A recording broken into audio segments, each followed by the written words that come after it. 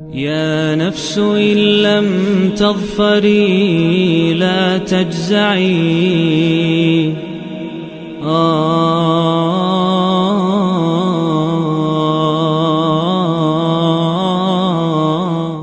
باللہ من الشیطان الرجیم بسم اللہ الرحمن الرحیم۔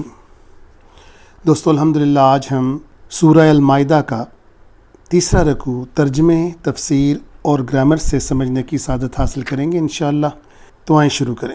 وَلَقَدْ بے شک اخذ اللہ میثاق، اللہ نے میثاق لیا، وعدہ لیا کس سے؟ بنی اسرائیل، بنی اسرائیل سے۔ اسرائیل حضرت یعقوب علیہ السلام کا لقب تھا، ان کے بیٹوں سے یعنی یہودیوں سے۔ وَبَعَثْنَا مِنْهُمُ اثْنَا عَشْرَ نَقِيبًا، اور بھیجے اس کے اندر ان کے لیے 12، اثنا عشرہ کا، عشرہ کا مطلب 10، اثنا کا مطلب 2، 12 نقیب بھیجے، سردار بھیجے۔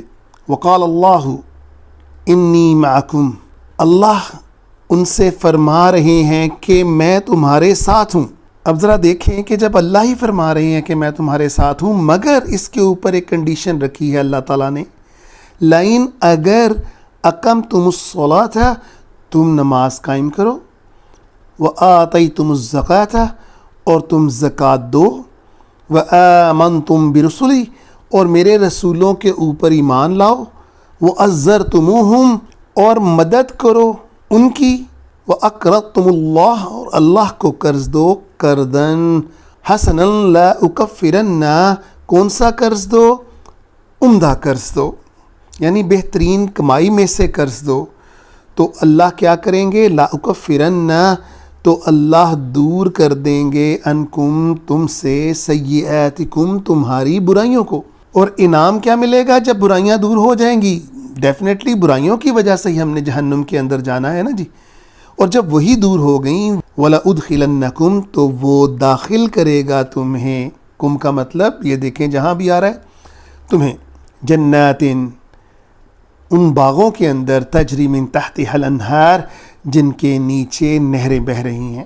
فمن کفر، لیکن میرے اس واضح اعلان کے باوجود جس نے کفر کیا، اللہ تعالیٰ فرما رہے ہیں جو کفر کرے گا، بعد ذالک، ان سب کے بعد، منکم، تم میں سے، فقد اللہ، بے شک وہ بھٹک گیا، کہاں پر؟ سواء السبیل، برے رستے کے اوپر۔ اور برے رستے کا انجام دوستو، یہ تو ویسے بھی نیچر کے خلاف ہے کہ اس کا انجام جو ہے وہ اچھا ہو، آپ برائی کے اوپر چلیں اور آپ کو انجام اچھا مل جائے۔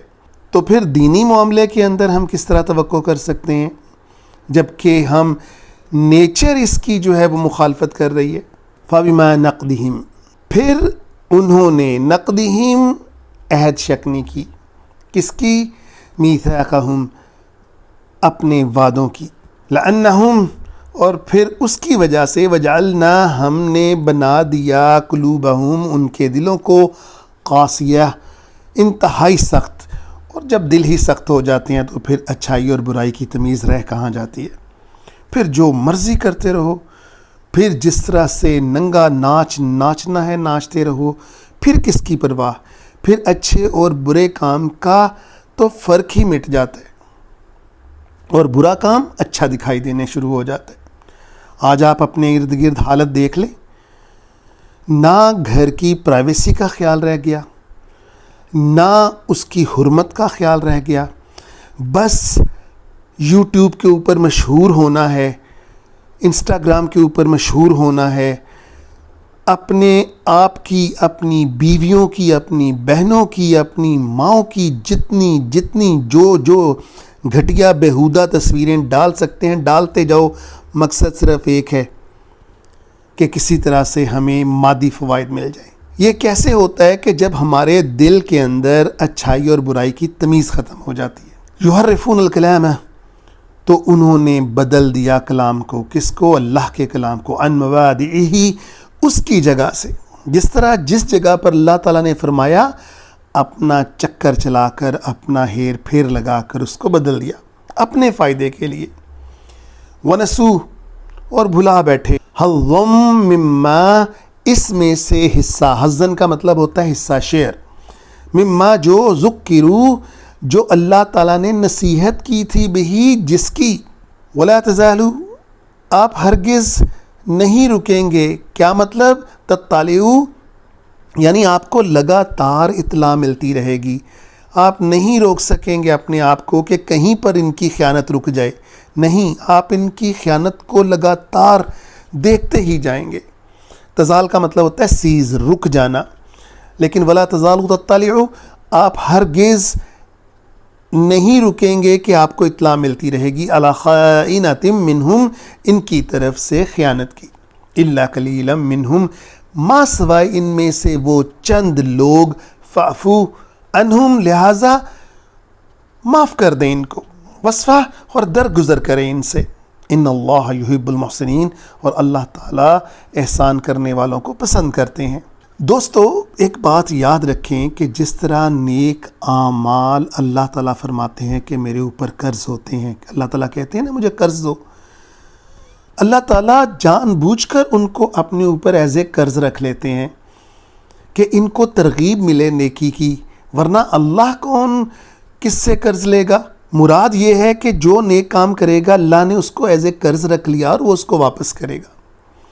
اسی طرح جب انسان بد اعمال کرتا ہے تو یہ بھی اسی شخص کے اوپر ایک قرضہ ہوتا ہے جو اس کا بدلہ لے گا ہی لے گا. اللہ تعالیٰ ہمیں نیک اعمال کرنے کی توفیق دے. وَمِنَ الَّذِينَ قَالُوا اور وہ لوگ ان لوگوں میں سے جنہوں نے کہا ان نصارا اور اپنے آپ کو نصارہ کے اندر شامل کیا، اخذنا میثاقہم ہم نے ان سے بھی وعدہ لیا. پہلے یہودیوں کا ذکر ہو رہا ہے، اب نصارہ کا ذکر ہو رہا ہے، کرسچنز کا ذکر ہو رہا ہے. فنسو وہ بھی بھول بیٹھے، حظم مما اس میں سے حصہ ذکروا بہ جس کی نصیحت اللہ تعالیٰ نے کی تھی، یعنی وہ کلام، وہ کتاب جو ان کے اوپر نازل ہوئی.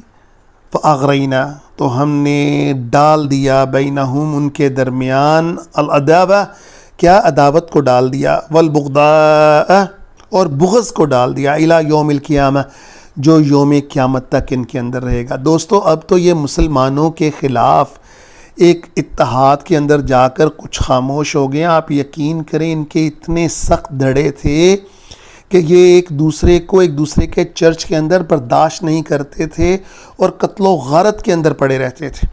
لیکن یہ مدھم ضرور ہوا ہے، یہ ختم نہیں ہوا، کیونکہ اللہ تعالیٰ فرما رہے ہیں کہ یہ بغض ان کے درمیان قیامت تک رہے گا. وسوفہ سوفہ کا مطلب ہوتا ہے فیوچر، گا گے گی وغیرہ کے لیے استعمال ہوتا ہے. ینبئہم اللہ اللہ ان کو بتا دے گا، بما کانوا یصنعون جو صنع کاریاں یہ کرتے رہے، جو بناوٹیں یہ کرتے رہے. یا اہل الکتابی اے اہل کتاب، قد جاءکم رسولنا تمہارے پاس آ گئے میرے رسول، یبینوا جنہوں نے واضح کیا، لکم تمہارے لیے، کثیراً اکثر وہ باتیں، مما کنتم تخفون جنہیں تم چھپا رہے تھے. یعنی اپنے فائدے کے لیے تم چیزیں چھپا لیتے ہو، اپنے فائدے کے لیے بتاتے ہو. من الکتابی کتاب میں سے، ویعفو عن کثیر اور وہ درگزر کرتا ہے تمہاری بہت سی باتوں کے اوپر سے. قد جاءکم من اللہ اور بے شک آ چکا ہے تمہارے پاس، من اللہ اللہ کی طرف سے، نور و کتاب مبین یہ اللہ کا نور. جو بھی کتاب اللہ تعالیٰ نے نازل کی ہے دوستو، الہامی کتابیں جتنی بھی ہیں وہ اللہ کا نور ہیں، کیونکہ وہ ہدایت دیتی ہیں. نور کا مطلب ہی ہدایت دینے والا ہوتا ہے، روشنی دینے والا ہوتا ہے، جس کے اندر ہم ظلمات کے اندر، جس کے اندر اندھیرے کے اندر ہم جو ہیں وہ روشنی اور سیدھے رستے کو جان سکیں.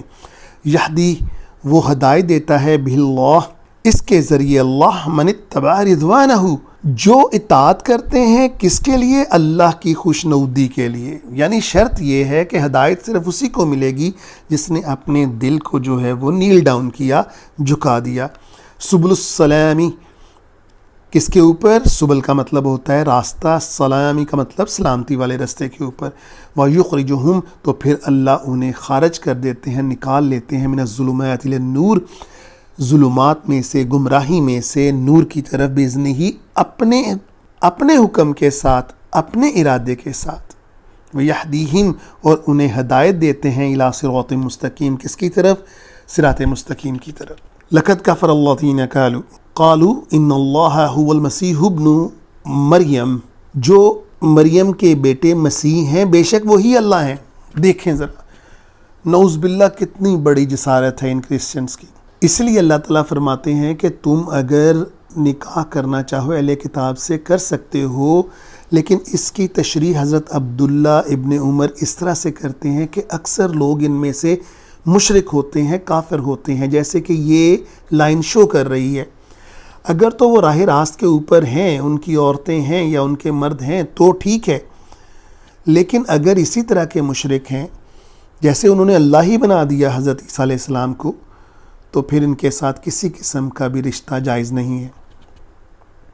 قل کہہ دیجئے فمن یملک، کس کو اختیار ہے، من اللہ اللہ کے اوپر شیئن ذرا سا بھی، ان اراد ان یہلک، اگر وہ ارادہ کر لے کہ وہ ہلاک کر دے کس کو، المسیح ابن مریم، حضرت مریم کے بیٹے مسیح کو وہ ارادہ کر لیں ہلاک کرنے کا، وہ امہ، اور ان کی ماں کو بھی، ومن فی الارض جمیعا، اور جو کچھ بھی اس دنیا کے اندر ہیں سب کے سب کو، وللہ ملک السماوات، اور اللہ کے لیے ہی ہے ملکیت اس آسمانوں کی، والارض، اور اس زمین کی، وما بینہما، اور جو کچھ اس کے درمیان میں ہے، یخلق ما یشاء، وہ تخلیق کرتا ہے جو وہ چاہتا ہے، واللہ علی کل شیء قدیر، اور اللہ تمام اشیاء پر قادر ہیں۔ وقالت الیہود والنصارى نحن ابناء اللہ، یہ یہود اور نصارہ کہتے ہیں کہ ہم تو اللہ کے بیٹے ہیں، وَأَحِبَّاؤُهُ، اور ہم اس کے محبوب ہیں۔ اب ذرا دیکھیے گا، قُلْ فَلِمَ يُعَذِّبُكُمْ بِذُنُوبِكُمْ، اگر ایسا ہے جس طرح تم دعویٰ کرتے ہو تو پھر وہ تمہیں عذاب کیوں دیتا ہے تمہارے گناہوں کے اوپر۔ اب اس کی ذرا ایک تشریح کے لیے میں آپ کو ایک حدیث مبارکہ سناتا ہوں کہ ایک دفعہ حضور صلی اللہ علیہ وسلم اپنے ایک بہت صحابہ کی بڑی جماعت کے ساتھ ایک راستے سے گزر رہے تھے، تو ایک چھوٹا سا بچہ راستے کے درمیان میں کھیل رہا تھا۔ جب اس کی ماں نے دیکھا کہ ایک جماعت کی جماعت اسی راستے پر آ رہی ہے تو اسے ڈر لگا کہ بچہ روندا نہ جائے، تو وہ میرا بچہ کہتی ہوئی دوڑی اور جھٹ سے اپنے بچے کو گود میں اٹھا لیا۔ اس پر صحابہ نے کہا، حضور یہ عورت تو اپنے بچے کے ساتھ اتنا پیار کرتی ہے، کیا یہ سوچ سکتی ہے کہ کبھی اس کی کسی غلطی پر اس کو آگ میں ڈالے؟ آپ نے فرمایا، ٹھیک ہے، اللہ تعالیٰ بھی اپنے بندوں کو ہرگز جہنم میں نہیں ڈالے گا، لیکن دوستو غور کرنے کی بات ہے اپنے بندوں کو، ہم اس کو ایک جنرلائز کیٹیگری کے اندر لے جاتے ہیں کہ تخلیق جتنی بھی ہے وہ اللہ کے بندے ہیں۔ بے شک اللہ نے ان کو تخلیق کیا، لیکن اس کے بندے نہیں بنے ہم۔ بندے تو ہم اس وقت بنیں گے جب ہم اس کے بتائے ہوئے طریقوں کے اوپر چلیں گے جس مقصد کے لیے اس نے اپنے رسولوں کو بھیجا۔ اگر ہم اس کے بتائے ہوئے طریقوں پر ہی نہیں چلتے، we are not his slaves, ہم اس کے غلام اور اس کے بندے نہیں ہیں، تو پھر اللہ تمام چیزوں کے مالک ہیں، تمام اشیاء اس کے قبضے میں ہیں۔ بل انتم بشر ممن خلق، بلکہ تم بھی ایک بندے ہو اس کی تخلیق میں سے، ایک انسان ہو، بشر ہو، اس کی محبوب بندے، اس کے دوست تب بنو گے جب اس کے طریقوں پر چلو گے۔ یغفر لمن یشاء، تو پھر وہ جسے چاہے گا معاف کر دے گا، وَيُعَذِّبُ مَن يَشَاءُ، اور جسے چاہے گا عذاب دے گا۔ وَلِلَّهِ مُلْكُ السَّمَاوَاتِ وَالْأَرْضِ، اور پھر دوبارہ دہرایا جا رہا ہے اور ہر جگہ پر دہرایا جا رہا ہے، اور ہمیں دلوں میں بٹھا لینا چاہیے کہ وہی اللہ ہے جس کے لیے ہے تمام آسمانوں کی ملکیت اور اس دنیا کی، وما بینہما، اور جو کچھ اس کے درمیان میں ہے، وَإِلَيْهِ الْمَصِيرُ، اور اسی کی طرف لوٹنا ہے۔ اللہ ہمارے اس قیام کو، اس دنیا کے اندر ہمارے قیام کو فائدہ مند بنائے اور اچھے راستے پر بنائے، اور واپسی کا راستہ بھی اسی راستے کی طرف سے ہو کر جاتا ہو۔ دوستو، وآخر الدعوانا الحمدللہ رب العالمین۔ يا نفس إن لم تظفري لا تجزعي